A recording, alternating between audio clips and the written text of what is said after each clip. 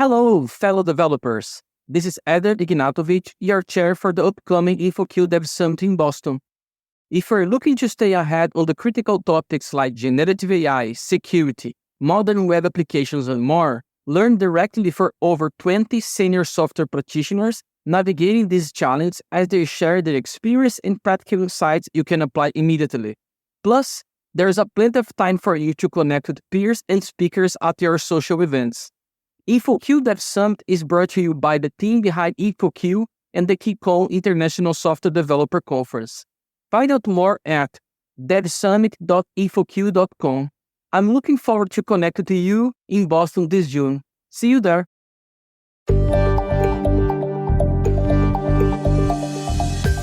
Welcome to the Architects Podcast, where we discuss what it means to be an architect and how architects actually do their job.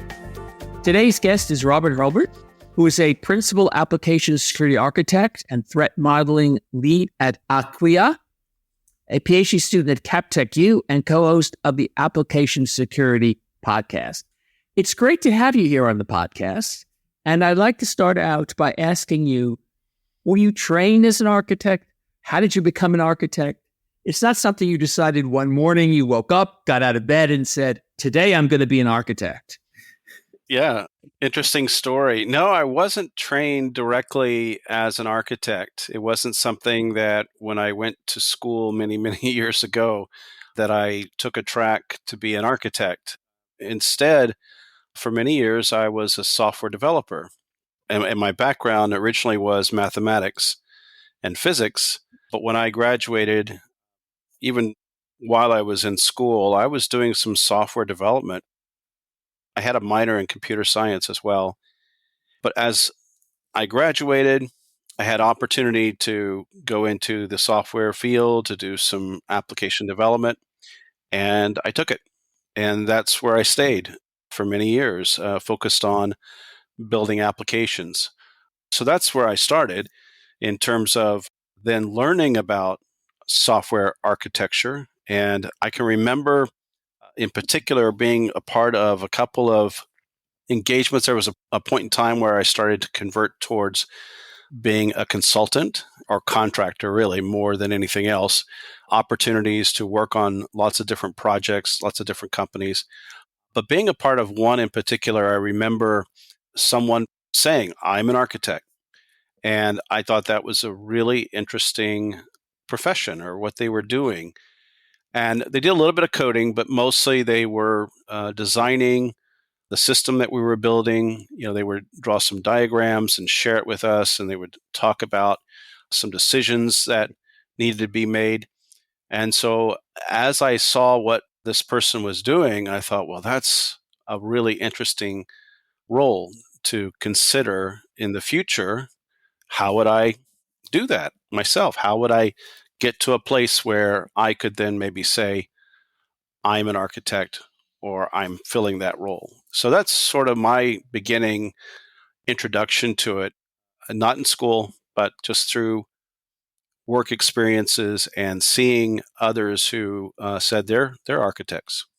So that's interesting. You took sort of what many people consider to be the traditional path, developer, then architect.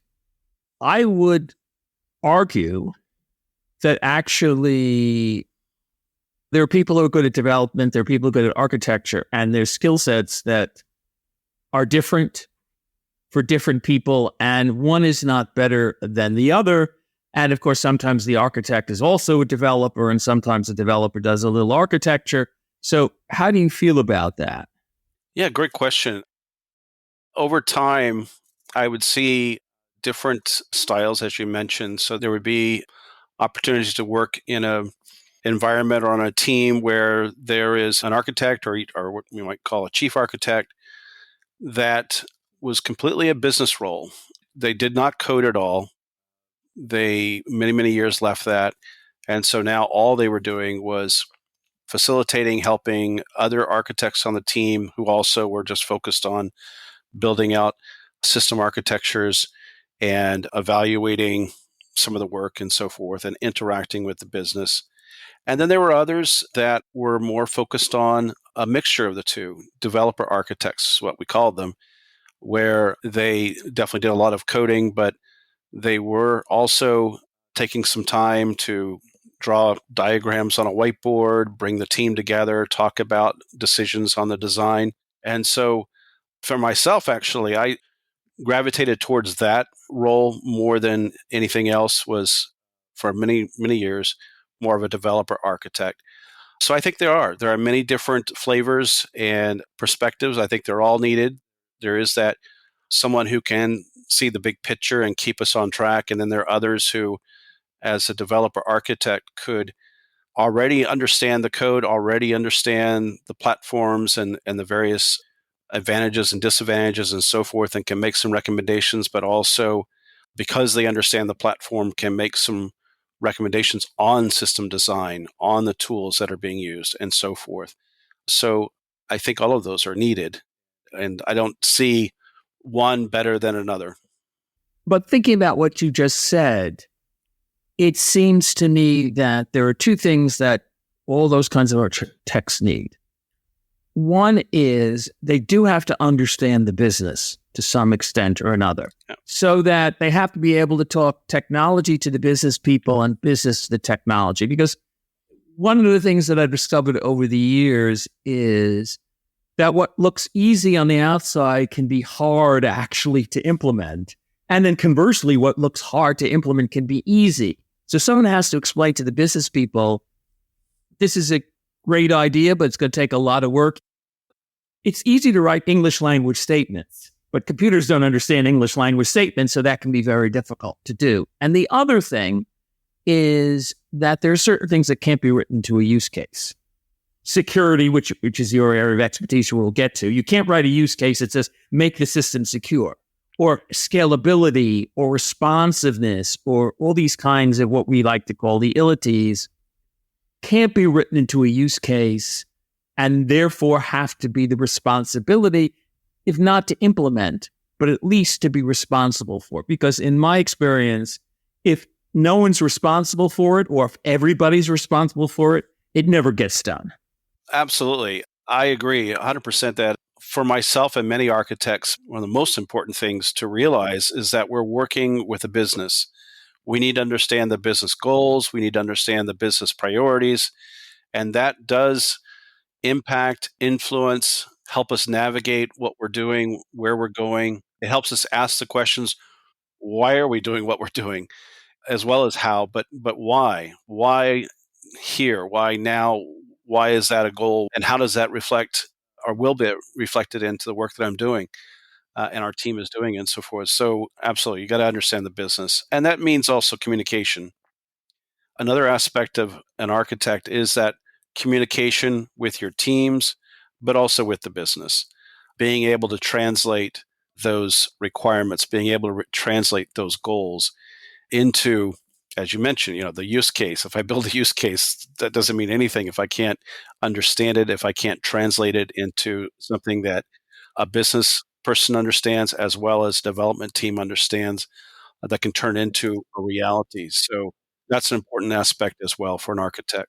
And around those lines, before we get into security directly, because that's clearly one of those things that you can't write a use case for, some people argue that we don't have to think about architecture, that sometimes architecture sort of magically emerges out of the development process.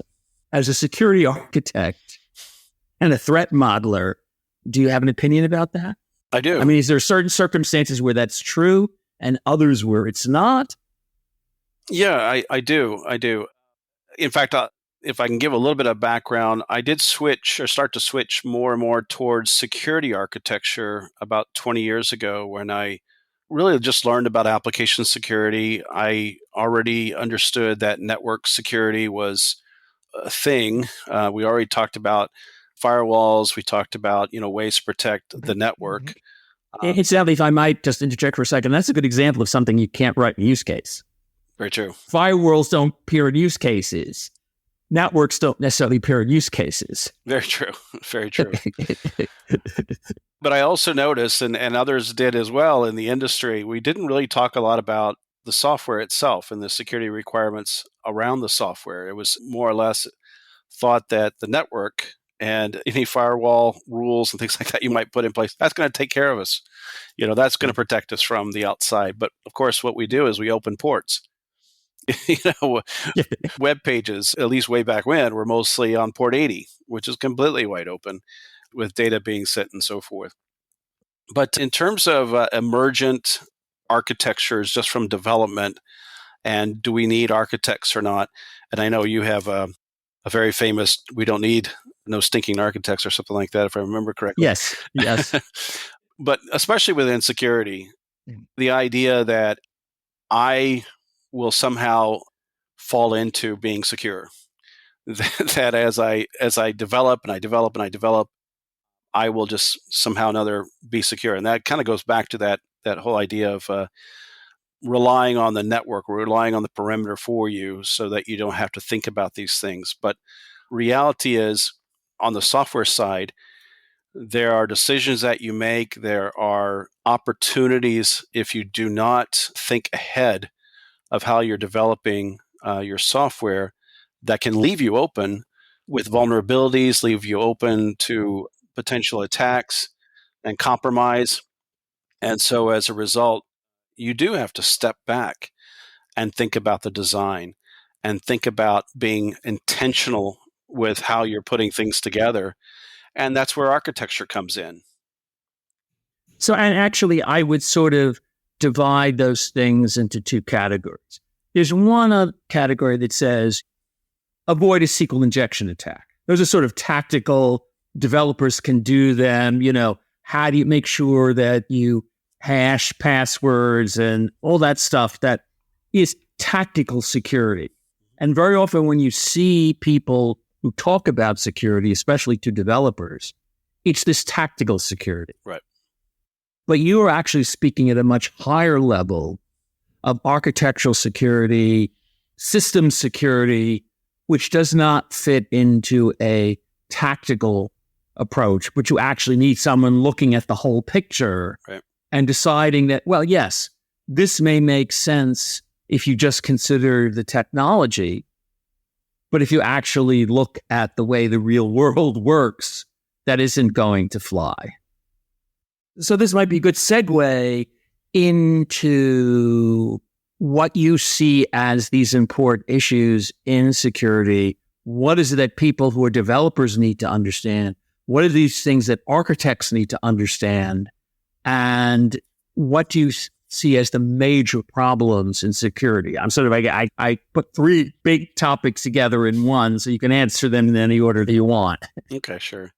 Well, from developers' perspective, you're right. There's a lot of tactical recommendations to help a system be secure and to write what we call secure code, meaning that you're still thinking, developers thinking ahead about, let's just take SQL injection. How do I deal with that? I typically, as recommended, we use parameterized queries.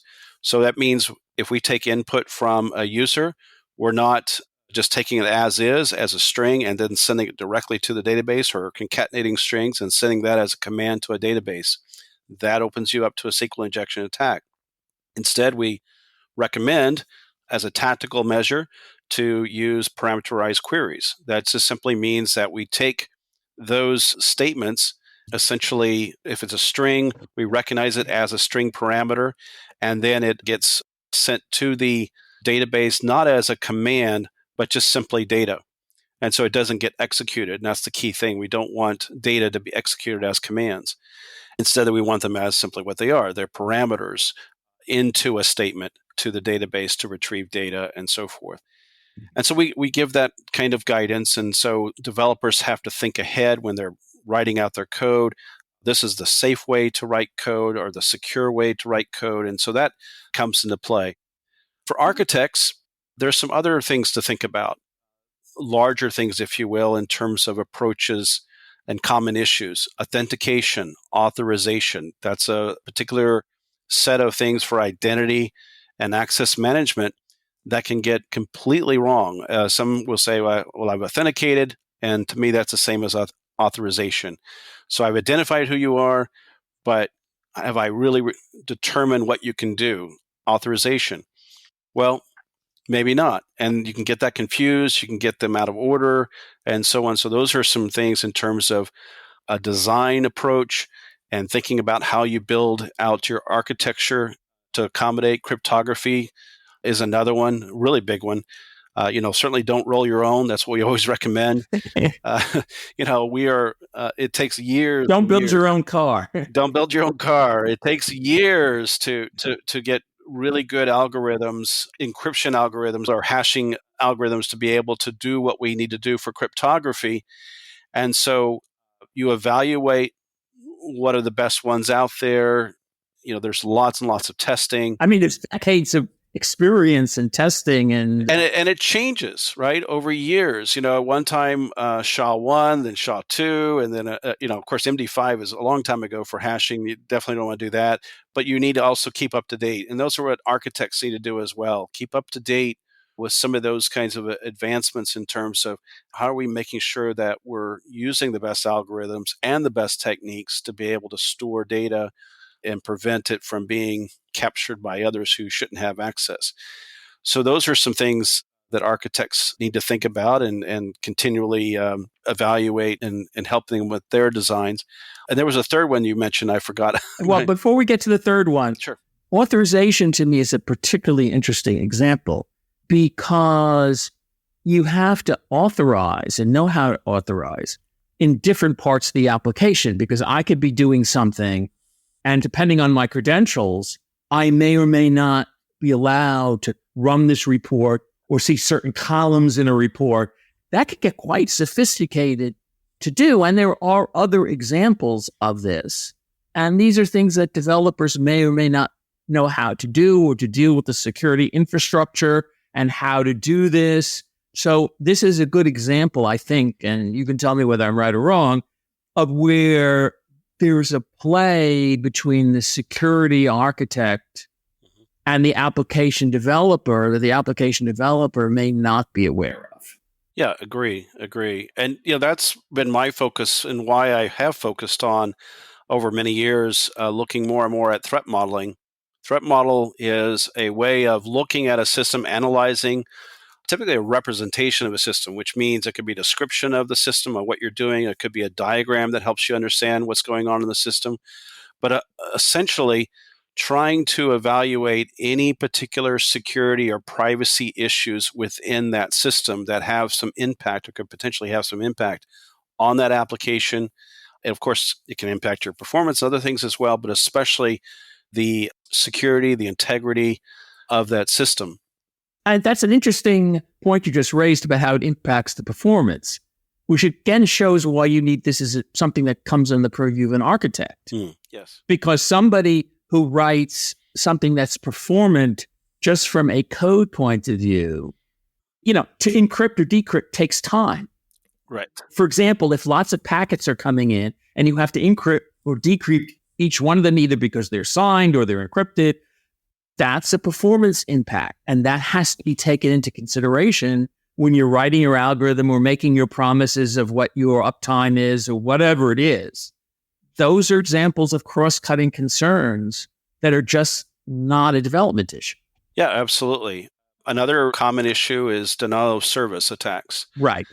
So how am I building my system to be resilient towards those types of attacks? And a denial of service attack could be external, but also could be internal. External, we like to think, I have a bunch of bots, and maybe it's a distributed denial of service attack where you have bots everywhere on machines that are trying to call services, trying to upload large files that you don't expect, put in 200 character passwords into a form and just do that repeatedly for trying to log in and take your authentication system down if you can. I've seen those kinds of things. And that's what we think of. But the other kind is internal, where services I rely on, databases, other APIs, external APIs that I rely on, other things that I'm trying to do. Credit card agencies, exactly. Yeah, how do I build that in for resiliency? How do I, airlines are notorious for in different companies that sell books and other kind of resources, notorious for this, where they figured out, do I just sit there and wait for the billing to happen? Do I wait for, no, you take the order and then you go do the billing later, and then you verify that the credit card worked, and then you come back, and those kinds of things. Also, the business enters in there because it depends on, well, is this a $1 million order or for 5 cents? Right. If the 5 cents, you might decide in the business case, let them have the order. 99% of the time, people are honest. If it turns out to be dishonest, I've only lost 5 cents. On the other hand, if it's a $10 million order coming from a company you've never heard of before, then that's a different story. So again, these things are not cut and dried, and this requires interaction between the developer, the architect, the business. These are not simple things. Absolutely. And it was the business was the third. So the business understanding that security is a business issue. We're seeing that more and more these days. There was a time where security was thought to be a nice add-on, or we'll get to it when we get to it, but we're in a hurry now to get this shipped out. So in version 2, maybe we'll think about more security, type of thing. And you can't do that anymore. It is a first world citizen for most organizations now. It has to be. There are customers who rely on the security of organizations. How is my data stored? Are you protecting that data? What about financial transactions? Are you protecting those?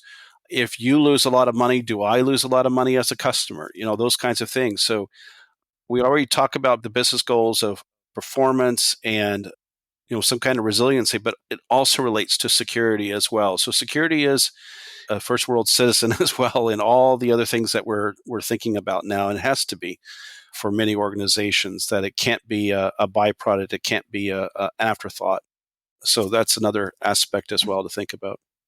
So you were talking a little bit before about threat modeling, and that also raises the question now, what do you see as the key issues in security that developers need to be sensitive to, architects need to know, things that companies neglect or don't think about? And, if you want to encompass that in threat modeling or whatever you see to be the appropriate way to raise that issue, just go ahead. Yeah. And I appreciate the callback to threat modeling. Where I was going with that earlier is that that's a good way to communicate the security concerns to teams. So developers understand a bit about the bigger picture when they see a threat model of a system. They're understanding that this is not just a particular place in code, but on the bigger picture, how do these various components interact? How do these various systems interact? And what does that mean in terms of transferring data, saving data, moving data, authenticating the data that's being sent? So that's where a threat model can help. For architects, threat models, again, help them determine and understand requirements. A developer would like to see requirements, would like to see, here's what I need to build. A threat model can help an architect think about those security requirements and turn those into something that is actionable for developers. And then on the business side, ideally, the threat models align with and understand those business goals and priorities. And so, for example, if we say, what's most important is protecting anywhere that we have open ports to the outside world. And so we need to consider our threat model there.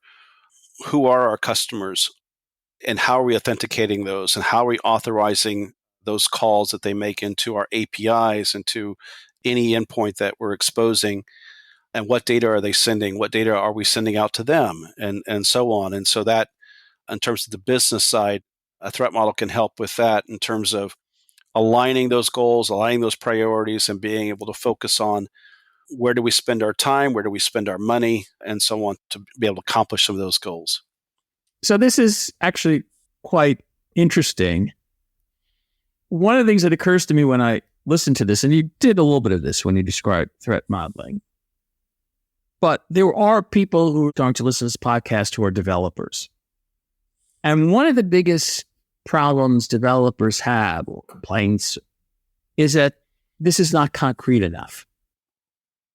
To me, one of the great skills in being a developer is being very literal minded. A computer has to be told the simplest things to do. In other words, if you build a table, if you don't screw in all the screws exactly right, the table is pretty secure. It's okay. But if you don't, metaphorically, tighten all the screws properly in the software application, you can have severe problems. So the problem I see that a lot of developers have when they listen, not so much the tactical security recommendations, but the strategic security implications, is that they're not concrete enough. I don't understand this. So it seems to be one of the roles of the architect, and specifically the security architect, is to make this as concrete and as clear as possible to the developers. So they're not left with something they feel, oh, this is just sort of mushy stuff. Right. No, that's a great point. Well, one of the things that I've done, and I can remember doing this as a developer for many years, is to use unit tests and test-driven development to think about how does my code react to testing for functionality. But one thing that we don't always do as developers, not every developer, but let's say initially they don't, is to think about the error cases, the unhappy path. The unhappy path. Thank you. The happy and the unhappy path. Yes. So the unhappy path.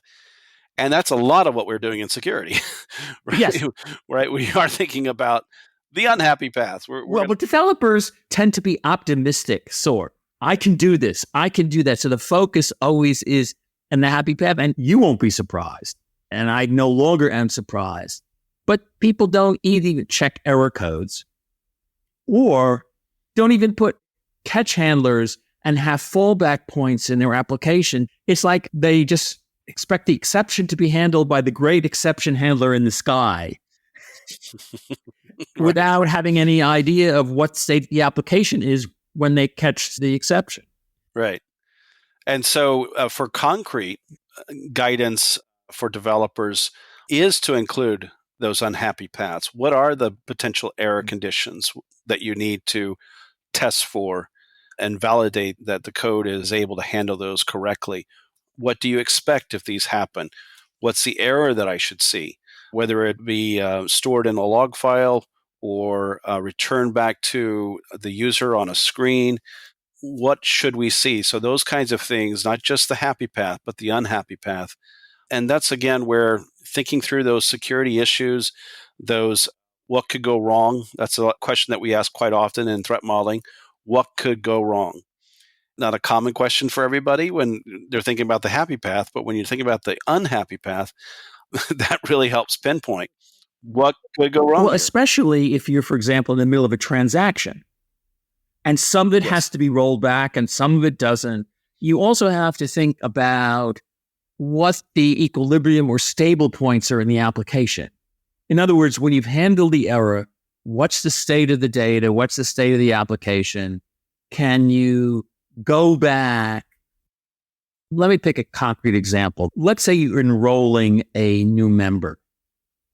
You have membership data, you have bank information because let's say they're going to take some service that you charge for, and you need all this information. But let's say there's an error in the application data. Let's say they left out some field. So do you throw everything away, even though they got the account information for charges right, but they forgot some piece of information? You're going to throw it all away and they can enter them again? And of course, all the database gurus will tell you, don't have nulls in the database. But here's an example from the user perspective, or even the security perspective, because you have sensitive information that you may be gathering. Do you just throw it all away and make the user do it again? Or do you save what you can and then somehow have an application state that says this person can't go on until they enter this data? Right. Which are good decisions to make. Yes, and they're different for everybody. They depend on the business. But part of the unhappy path is thinking about how unhappy are you? Right. How unhappy would we be if this happened? Yeah. And how do you recover? And so those are some things in terms of concrete for a developer, concrete action items. Those are some things that could be really helpful in detailing for developers. Here's what to look for. Here's how to find those unhappy paths, react to them, deal with them, come back later, as you mentioned, maybe if you have some information missing, how do I validate that I have information missing that I need to maybe go and request that again from the user and so forth. I mean, those are kinds of things. And again, also reflect the business as well. Absolutely. In fact, the developer can't make those decisions themselves. They need business constraints to make those decisions.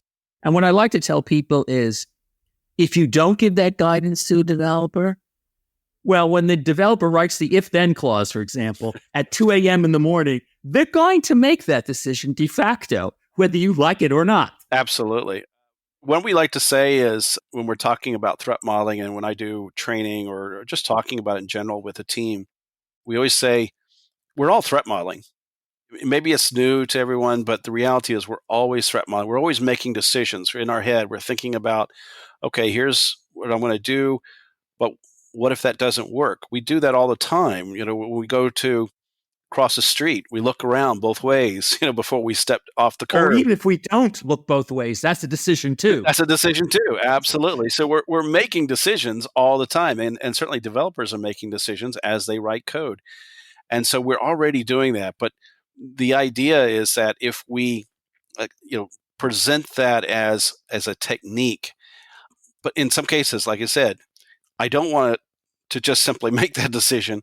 For a developer, I need to know that's what I need to put in because that's based on our business rules, based on our requirements and so forth. So that's what is going to really help. People have to understand that not to decide is to decide. Is a decision, absolutely. And what you're essentially saying is better to make these decisions consciously and if necessary painfully, so you're aware of them. What I always like to say to people is you don't want to wake up one morning and find out that your business is on the front page of the Wall Street Journal because you had some security breach. Absolutely. That's what we used to call a career-limiting move. Well, and that's the value of, security analysis, threat modeling. Another word for it, secure architecture review, is doing that work so that you are aware. Because like you said, the worst thing is not being aware. If you're aware, at least at that point, you can make some decisions regarding risk. Yeah. We haven't talked about that yet. So go ahead. Why don't you tackle that risk? Because it is important. Absolutely important. So we talked a little bit about vulnerabilities indirectly. SQL injection is a vulnerability, usually based on a code error, just doing something either intentionally or unintentionally, and it results in a vulnerability, which is basically a way for an attacker or a threat actor to be able to compromise the system using that particular vulnerability. The threat is the result of that vulnerability being exploited. So the SQL injection example as a vulnerability, the threat would be somebody could use that to retrieve data, change data in the database. Maybe inherently it has more authority than the typical user should have. So as a result, they can maybe drop the database. I've seen that before in the middle of a demo. Not so great. The risk comes into play when you become aware of those threats and then you evaluate those threats. What's the likelihood of that threat happening?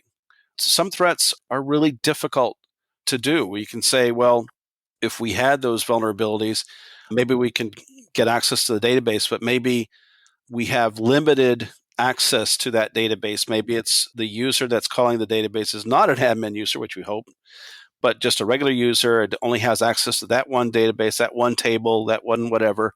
And so the threat is limited. But maybe that database is, for whatever reason, using an admin account to make the calls. Well, now you've got all the privileges. And so your likelihood and the other is the impact of that threat. If that threat was realized, if somebody was able to get to our database and be able to exfiltrate all the data in my database, what's the result? What could happen? Is that bad? Does that put us in the Wall Street Journal the next day because everybody finds out we had a big data breach? That's where your risk comes in. And that's what we usually say is that combination of the likelihood and the ease of exploitation of that threat, as well as the impact of that threat. If both are relatively high, we got a high risk. If both are relatively low, we call a low risk. And so then you evaluate in between, low to high, what are they, to get an idea of, if we don't fix this, if we don't mitigate them, are we willing to accept that risk, and the results of it, losing some money, losing some reputation, or having a reputation impacted, or maybe transferring the risk. We just simply give a message. One common one I see is going into a coffee shop and it says, we have open Wi-Fi here. Why do they tell you that? There's no password on the Wi-Fi. Well, you said, well, that's ease of use, right? But the reality is that's transferring the risk to you. You're responsible if you connect to something that's very sensitive. And so that's just transferring the risk to you. Then other coffee shops will give you a password and provide it and so forth and try to minimize the risk. The other, of course, is to, once you understand those risks, then you mitigate. And so then it minimizes the risk. But risk comes into play, just understanding what the threats are, understanding how likely these threats could be exploited and the impact of those threats. And then that helps you then determine your next actions once you understand some of those risks. Something that you said raises something that I have thought about often in terms of threat modeling. Thinking about what the outside world could do versus what are the weaknesses of your system. Mm-hmm. It seems to me that if you try to think, and again, it depends on obviously your experience in your business, what kind of outside actors and what could they do and what could be the scenarios? There's a huge number of that. But on the other hand, if you think of, as you were talking about before, about how vulnerable is our database. So in some case, you don't care whether it's the Chinese government or some mobster trying to get in or some teenage hacker. You don't think of those scenarios. You think of in terms of what are the weaknesses of the database? What are the weaknesses of our authorization system? And focus on the internal weaknesses in your threat model as opposed to postulating what might happen. Because after all, it's the risks that you don't think of that really will get you. It's like the old Secretary of Defense, Rumsfeld, used to say, they're the known knowns and they're the known unknowns, which what a lot of what threat modeling is all about. But the unknown unknowns really is the problem. And to me, one of the ways of getting at those unknown unknowns is to think of what the weaknesses of your system are, as opposed to trying to think about what someone on the outside might do. Absolutely. Another thing to consider in that regard is sometimes we'll spend, like you just said, a lot of time on beefing up our authentication protocols and process and so forth, which we should. Don't get me wrong, that's important. But for services that say, all I have to do, or for anybody to do to get into the system is they click on this link, they add themselves as a new user of the system, and now they have a login. Guess what? Anybody can do that. Yes. Not just your customers, but also your attackers.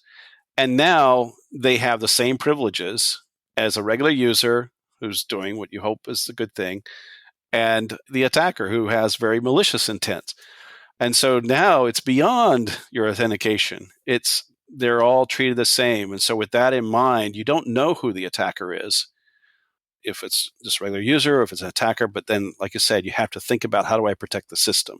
What are the security issues within my system that is not considering necessarily which user is what? We just need to make sure that we're protecting the system and understanding those security issues and resolving them. For that very reason that you mentioned, we may or may never know. Is this an insider, an outsider that's now become like an insider and going through the system?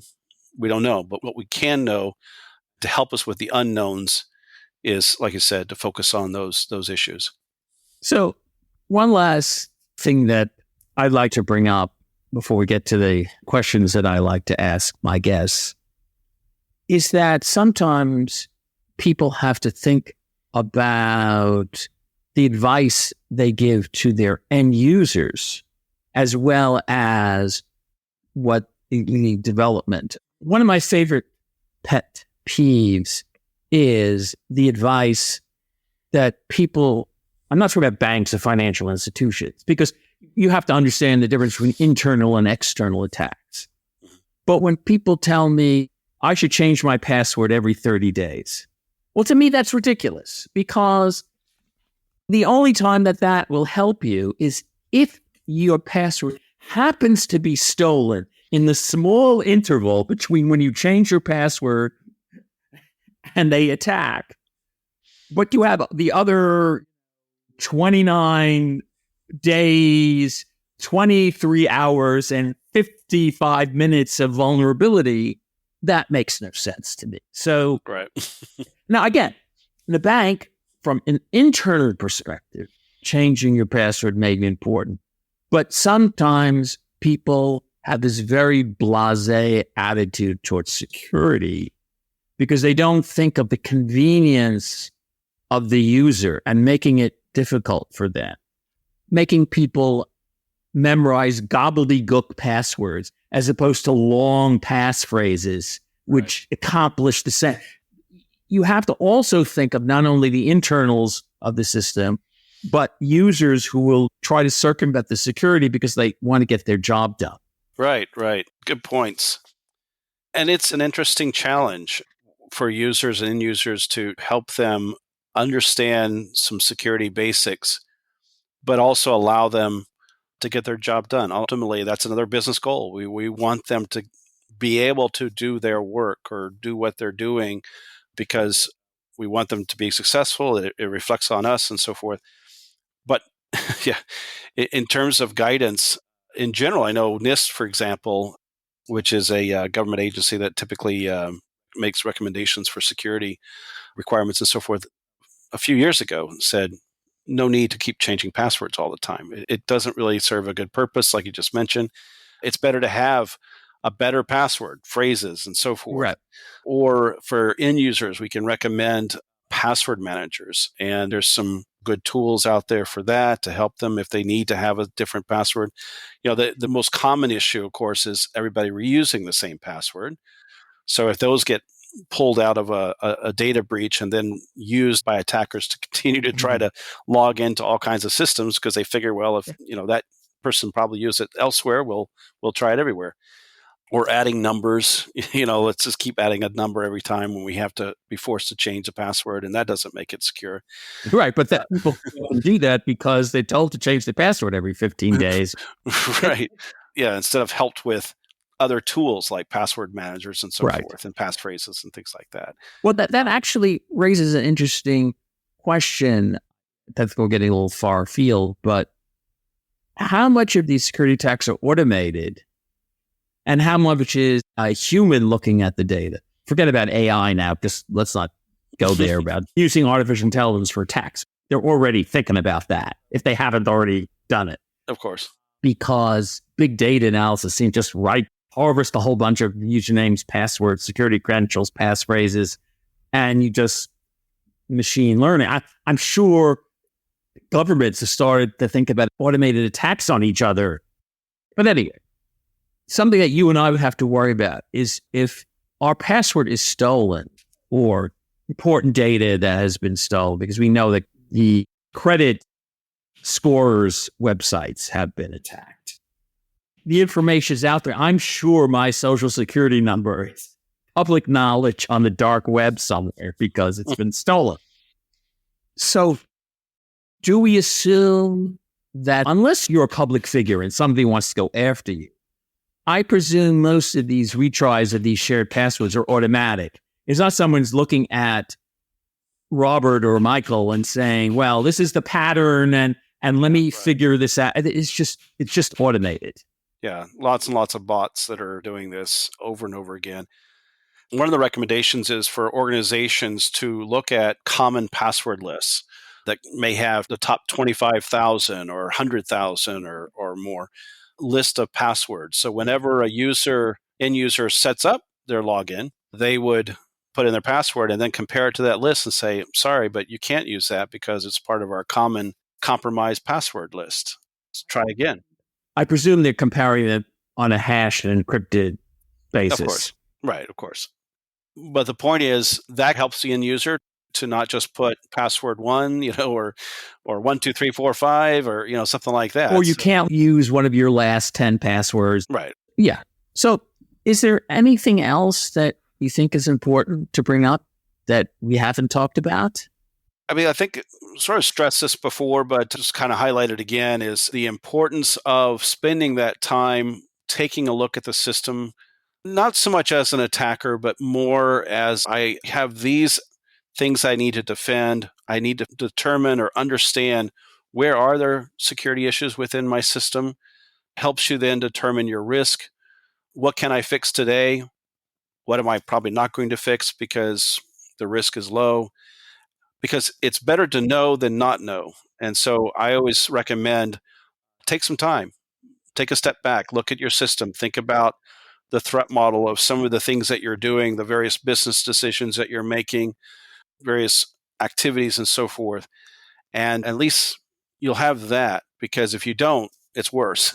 Yeah. So it's better just to take a moment and review and understand, and that'll pay dividends in the long run. All right. So now I get to the part of the podcast where I like to ask the questions I'll ask all the architects, but it gives me kind of insight into why people become architects, what they like about architects. And it's not that I'm going to build any big data model of all the responses I get, but nonetheless, I think it's important for people to sort of understand what makes an architect. So I'll start my architect's questionnaire with the usual first question of, what's your favorite part of being an architect? For me, it is seeing that mixture of business, technology, we like to sometimes go back to people, tools, and technology or process. And so it's that combination of working with people, working with the business, working with the technology, and putting those together to build interesting designs. Secure designs, of course, that's my main focus, but designs that really help us with the business goals, helps people to be able to do the work they're doing. In terms of being an architect, seeing all those things come together. What is your least favorite part of being an architect? This one was a tough one. As a security architect, I probably would say more so than a application architect years ago. As a security architect is the challenge of getting folks to recognize the importance of security. Even though I say everybody's talking about it, there are still holdouts, if you will, that say security, we don't need that, we'll do it later. It'll come out in the wash eventually. And the reality is, especially we talked about authorization, you cannot bolt that on. So that's probably my least is just still getting pushback occasionally on the need for security. Interesting. Is there anything creatively, spiritually, or emotionally about architecture or being an architect? Well, it goes back to my first one, but just seeing something being built that was designed, seeing something that I've been a part of, or I've worked with thousands and thousands of teams, especially as a security architect, helping lots and lots of teams think about threat models. Seeing teams incorporate some of those techniques and ideas and taking a system that did well, but doing even better and improving in maybe even small ways, but there's improvement and more secure or better resiliency, better performance, and so on.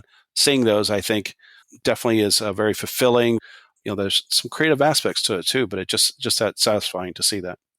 What turns you off about architecture or being an architect? Not as much as it used to be, but sometimes long hours. Sometimes it can be in terms of especially as you're designing and thinking through some really tough problems. A lot of things we've already solved, which is great. So you can go back and review what are some patterns that are already out there to help us solve some problems, and that really helps. But then there are some that are say, well, seems new, or this seems a little different, and taking the time and working through that can be a little challenging. And so it's not that I don't like it, but it certainly can be challenging, it can be time consuming to work through some new things that, especially if you're under a time crunch, which most of us are, especially in many development teams and projects. So that can be an interesting part of not being the most fun part.